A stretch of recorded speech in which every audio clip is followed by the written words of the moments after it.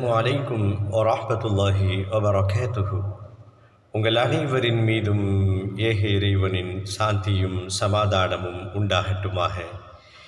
இஸ்லாமியர்கள் தூய்மைக்கு முதல் இடத்தை தருவார்கள் என்பது உலகம் அறிந்த செய்தி.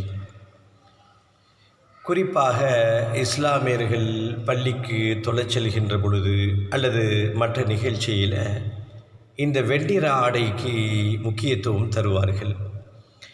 இன்றைக்கு நேற்றுதான் அரசியல்வாதிகள் வெண்ணிற ஆடையை தேர்ந்தெடுத்திருக்கிறார்கள். ஆனால் இஸ்லாத்திற்கு ஆரம்பத்திலிருந்தே வெண்ணிற ஆடைக்கும் இஸ்லாத்திற்கும் தொடர்பு உண்டு. நபிகள் பெருமானார் ஸல்லல்லாஹு அலைஹி வஸல்லம் அவர்கள் சொல்லுவார்கள், நீங்கள் வெண்ணிற ஆடையை வெள்ளை ஆடையை நீங்கள் அணியுங்கள். உங்களில் மௌத்தானவர்களுக்கு இறந்து போனவர்களுக்கு அந்த வெண்ணிற ஆடையை கொண்டே நீங்கள் கஃனிடுங்கள் என்று நபிமொழி ஒன்று உண்டு.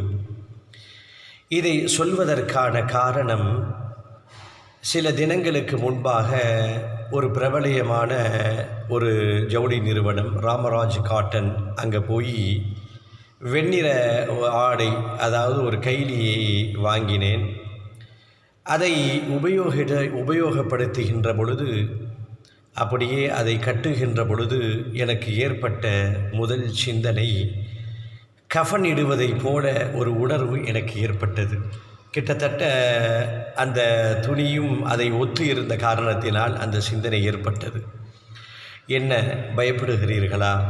பயப்பட வேண்டிய அவசியமில்லை.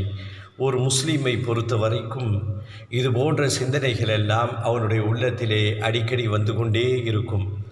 அப்படி அந்த சிந்தனை வருகின்ற பொழுதுதான் அவனுடைய ஈமான் ஈரமானதாக பசுமையானதாக இருக்கும்.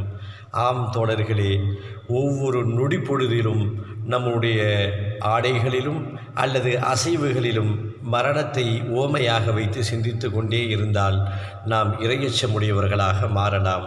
புரிந்து கொள்வதற்கு இறைவன் அருள் புரிவானாக.